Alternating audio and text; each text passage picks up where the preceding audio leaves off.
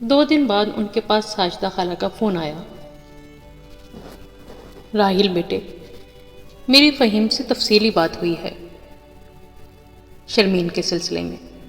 اسے اپنی غلطی کا احساس ہوا ہے، پر کیا ہے کہ مرد کی آنا آڑے آ جاتی ہے، اور ویسے بھی تم جانتے ہو تھوک کر چاٹنا آسان تو نہیں ہوتا۔ دوبارہ سیٹلمنٹ کسی نہ کسی قیمت پر ہی ہوتا ہے۔ راحیل کو ان کی باتوں سے دکھ ہوا، پھر بھی انہوں نے پوچھ ہی لیا۔ آپ بتائیں کیا چاہتے ہیں آپ لوگ؟ دوسری طرف چند سیکنڈ خاموشی رہی۔ میرا خیال ہے جب تک تم حویلی میں ہو وہ دوبارہ تعلق استوار نہیں کر سکے گا۔ ایک تلخ سی مسکراہٹ راحیل کے لبوں کو چھو گئی۔ ٹھیک ہے، آپ آقا جان سے بات کر لیں، میں لندن واپس چلا جاؤں گا۔ یہ کہہ کر انہوں نے فون بند کر دیا اور سگریٹ جلا کر کڑوا کسیلا دھواں اگلنے لگے۔ وقت نے بھی کیا عجیب رنگ دکھلایا تھا۔ ان کی پہلی محبت ان سے وفا نہ کر سکی تھی، اور دوسری محبت یک طرفہ ٹھہری۔ اس پر بھی انہی کی نسبت سے الزام لگایا گیا تھا۔ وہ تلخی سے ہنس دیے۔ یا رب، شوریدہ جذبوں پر کسی کا زور نہیں، پر میں تجھ سے دعا کرتا ہوں کہ اب زندگی بھر مجھے مزید کسی محبت کے امتحان میں نہ ڈالنا کہ یہ محبت مجھے راس نہیں۔ رات قطرہ قطرہ پگھلتی رہی اور ایشٹرے میں جلی ہوئی سگریٹوں کی تعداد بڑھتی رہی۔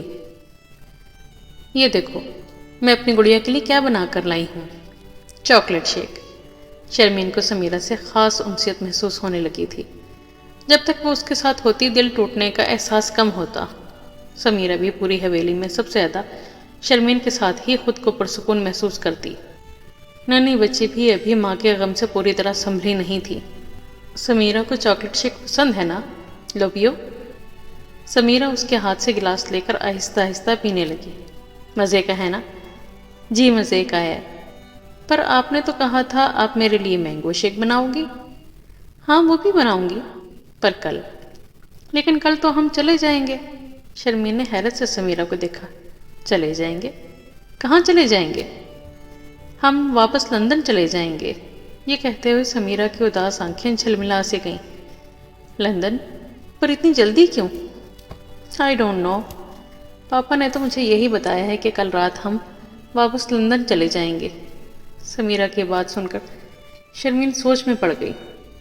ابھی چند دن پہلے ہی تو راحیل لالا واپس آئے ہیں، پھر اتنی جلدی کیوں واپس جا رہے ہیں؟ انہوں نے تو آغا جان سے وعدہ کیا تھا کہ اب کبھی واپس نہیں جائیں گے، اور اگر کسی کام کے سلسلے میں جا رہے ہیں تو سمیرہ کو کیوں واپس لے جا رہے ہیں؟ وہ اسے گود میں بٹھائے سوچ رہی تھی۔ تبھی سمیرہ کہنے لگی، فرینڈ، میرا دل نہیں چاہ رہا واپس جانے کا۔ وہاں تو اب ماما بھی نہیں ہوں گی نا؟ پلیز آپ مجھے روک لو، مجھے آپ کے ساتھ رہنا اچھا لگتا ہے۔ سمیرہ کی بات سن کر شرمین کا دل تڑپ اٹھا۔ اس نے معصوم بچی کو کس کر اپنے سینے سے لگا لیا۔ وہ اس کی ماں نہیں تھی، مگر اسے اس کے ساتھ میں ایک ممتا بھری لذت محسوس ہوتی تھی۔ چند دن میں ہی سمیرہ اس کی عادی ہو گئی تھی۔ اسی کے ساتھ رہنا پسند کرتی، اس کے ہاتھ سے کھاتی، اس کے ساتھ سونا پسند کرتی تھی۔ شرمین کا دل سمیرہ کی جدائی کا سوچ کر دکھ سے بھر گیا تھا۔ نہیں راحیل، ایک بار پھر میں تمہیں وہی غلطی نہیں کرنے دوں گا۔ وہ اپنے بابا امیر الدین کے لیے روز کے معمول کی طرح آج بھی چائے لائی تھی، مگر اندر سے آنے والی آوازوں نے اس کے قدم جکڑ لیے۔ میں نے 10 برس بھابھی کو تمہارے لیے آنسو بہاتے دیکھا ہے۔ بھائی جان نے کبھی اظہار نہیں کیا، پر میں جانتا ہوں ہر نماز کے بعد لمبی لمبی دعاؤں میں وہ صرف تمہیں مانگتے رہے۔ اور شاید ہی کوئی دن ایسا ہو جب فردین نے مجھ سے یہ نہ پوچھا ہو کہ راحیل لالا کب واپس آئیں گے۔ میں اپنی بیٹی کی خوشیوں کے لیے اتنے لوگوں کی خوشیاں قربان نہیں کرنے دوں گا تمہیں۔ چائے کا کپ تھامے شرمین کے ہاتھ لرز اٹھے۔ اب کچھ نہیں ہو سکتا چچا جان، میں بابا جان سے وعدہ کر چکا ہوں کہ ہر قیمت پر اس معاملے کو دوبارہ بحال کروں گا۔ اماں جان، بابا جان، فردین سب میری جدائی کے عادی ہو گئے تھے، اب پھر سے ہو جائیں گے۔ مگر شرمین کے سامنے ساری عمر پڑی ہے۔ ہمارے معاشرے میں جس لڑکی پر ایک بار الزام لگ جائے اسے کوئی اچھی طرح سے اپناتا نہیں، اور پھر 10 سال کی نسبت ٹوٹ جانا کوئی معمولی بات تو نہیں۔ چند دن بعد اس کی شادی ہونے والی تھی۔ کیا گزرتی ہوگی اس پر سوچ سوچ کر۔ کاش میں اس کی شادی سے پہلے یہاں آیا ہی نہ ہوتا۔ شرمین کے لیے مزید کھڑا رہنا مشکل ہو گیا۔ وہ واپس اپنے کمرے میں آ گئی۔ دل درد سے پھٹا جا رہا تھا۔ وہ دونوں ہاتھ چہرے پر رکھے پھوٹ پھوٹ کر رو دی۔ آغا صدر الدین کے کمرے میں اس وقت 3 نفوس دکھ میں گھرے بیٹھے تھے۔ گمبھیر خاموشی میں حاجرہ بی بی کی سسکیاں گھل رہی تھیں۔ امیر الدین بھی دل پر بھاری بوجھ لیے بیٹھے تھے۔ انہیں شرمین پر لگائے جانے والے الزام سے اتنا دکھ نہیں پہنچا تھا جتنا راحیل کے حویلی چھوڑ جانے کے فیصلے سے۔ یہ بات انہوں نے راحیل کے ماں باپ کے علم میں لانا ضروری سمجھی تھی، لیکن آغا صدر الدین خاصے مطمئن بیٹھے تھے۔ اب اگر پھر 10 سال پہلے والی صورتحال سامنے آئی تو شاید میں برداشت نہ کر سکوں۔ خدا را اسے روک لیں۔ آخر کب تک میرا بچہ نہ کردہ گناہوں کی سزا کاٹے گا؟ حاجرہ بی بی کا دل دکھ کی شدت سے پھٹ رہا تھا۔ میں شرمندہ ہوں بھابھی، اس بار میری بیٹی کا دکھ آپ کے لیے بھی دکھ کا باعث بن رہا ہے۔ امیر الدین کا سر جھک گیا تھا۔ کسی کو شرمندہ ہونے کی ضرورت نہیں، اور نہ ہی کسی کو پریشان ہونے کی ضرورت ہے۔ مقام میں شکر ہے کہ فہیم کی گھٹیا سوچ پہلے ہی سامنے آ گئی۔ اگر وہ بعد میں شرمین کو راحیل کے حوالے سے دکھ دیتا تو ہم کیا کر لیتے؟ بہرحال ہم راحیل کو حویلی چھوڑ کر جانے نہیں دیں گے۔ ہم جانتے ہیں کہ اب اپنے بچوں کی بہتری کے لیے کیا قدم اٹھانا ہے۔ حاجرہ بی بی اور امیر الدین دونوں حیران نگاہوں سے آغا صدر الدین کو دیکھ رہے تھے، جن کے چہرے پر ایک نامحسوس مسکراہٹ کا تاثر تھا۔ نہ جانے رات کا کون سا پہر تھا، نیند ان کی آنکھوں سے کوسوں دور تھی۔ ایش ٹرے میں سگریٹوں کا ڈھیر بڑھتا ہی جا رہا تھا۔ ان کی آنکھیں کسی غیر مرئی نقطے پر جمی ہوئی تھیں۔ دروازے پر دستک ہوئی تو وہ چونک اٹھے۔ آ جاؤ۔ ان کی آواز پر دروازہ کھول کر اندر آنے والی شرمین تھی۔ تم اس وقت؟ راحیل بیٹھ پر نیم دراز تھے، اسے دیکھتے ہی اٹھ کھڑے ہوئے۔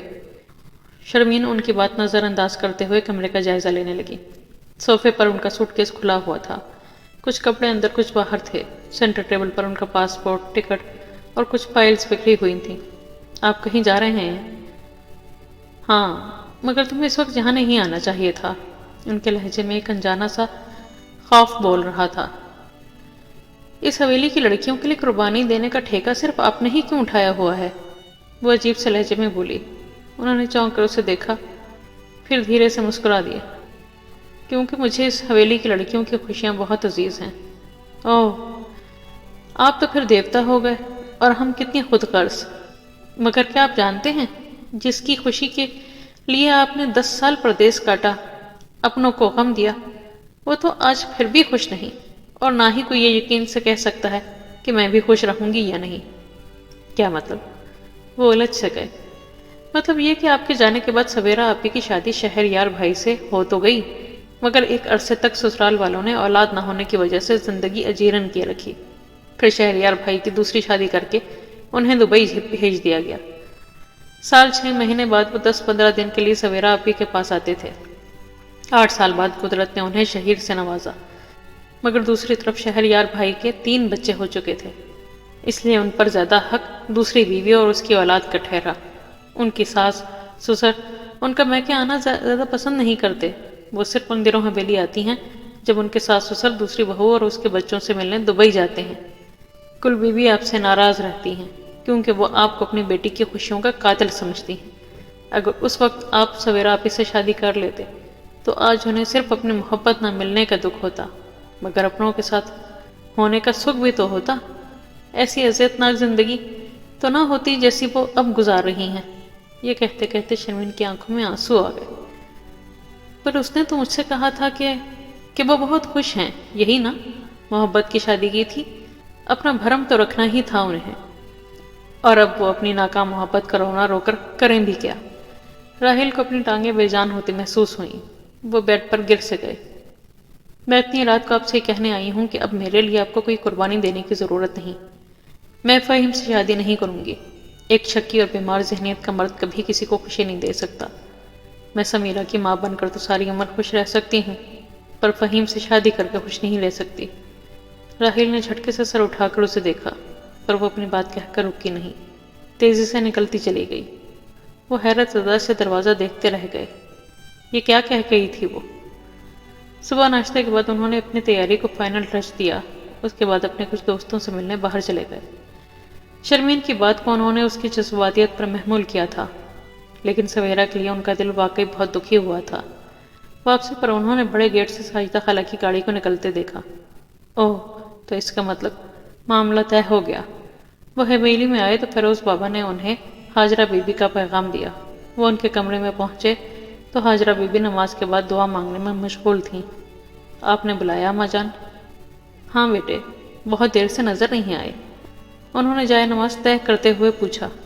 جی، کچھ دوستوں سے ملنے چلا گیا تھا۔ ساجدہ خالہ آئی تھی؟ ہاں، اتنی جلدی چلی گئی؟ رک کر کیا کرنا تھا انہوں نے؟ راحل کو اس جواب سے حیرت ہوئی۔ کیوں؟ وہ تو فہیم اور شرمین کا رشتہ دوبارہ بحال کرنے آئی تھی نا؟ ہاں، آئیں تو اسی ارادے سے تھیں، مگر امیر الدین نے انکار کر دیا۔ چچا جان نے انکار کر دیا؟ لیکن کیوں؟ معاملہ راحل کی سمجھ سے باہر ہو رہا تھا، کیونکہ اسے فہیم سے زیادہ اچھا رشتہ مل گیا ہے۔ مگر اماں جان، شرمین کسی اور رشتے کے لیے کیسے مانے گی؟ راحل کی بات سن کر حاجرہ بی بی مسکرا دی۔ وہ مان گئی ہے۔ انہوں نے بے یقینی سے ماں کی طرف دیکھا۔ کس کا رشتہ آیا ہے شرمین کے لیے؟ حاجرہ بی بی نے پیار سے بیٹے کا چہرہ چھوا۔ راحل صدر الدین کا۔ انہیں اپنی سماعتوں پر شبہ ہوا، مگر جب حاجرہ بی بی نے ان کے ماتھے کا بوسہ لیا تو انہیں یقین آ گیا کہ انہونی ہو گئی ہے۔ انہوں نے ماں کو بازوؤں کے حلقے میں لے کر ان کا سر سینے سے لگا لیا اور جواباً اپنی خوشی کے اظہار کے طور پر ان کا ماتھا چوم لیا۔ راحل سمیرہ کو ڈھونڈتے باغ کی طرف آئے تو ان کے قدم جم سے گئے۔ بڑا ہی خوبصورت منظر تھا۔ سمیرہ تتلی کی طرح باغ میں بھاگی پھر رہی تھی اور شرمین آنکھوں پر پٹی باندھے اسے ڈھونڈنے کی کوشش کر رہی تھی۔ وہ آہستہ آہستہ چلتے باغ میں آئے تو سمیرہ کو پکڑنے کے چکر میں شرمین ان سے ٹکرا گئی۔ اس نے آنکھوں سے پٹی ہٹا کر دیکھا تو راحل کو خود سے بہت قریب پایا۔ پکڑ لیا، پکڑ لیا، فرینڈ نے پاپا کو پکڑ لیا۔ سمیرہ اچھل اچھل کر تالیاں بجا رہی تھی۔ انہوں نے سمیرہ کو گود میں اٹھا لیا۔ جی بیٹا، فرینڈ نے آپ کے پاپا کو پکڑ لیا، پر چھوڑیں گے تو اب ہم بھی نہیں، انہوں نے زمانی لہجے میں شرمین کی طرف جھکتے ہوئے کہا تو وہ شرما کر اندر بھاگ گئی۔ ان کی آنکھوں میں چمکتے چاند چہرے کا عکس جھلملا اٹھا تھا۔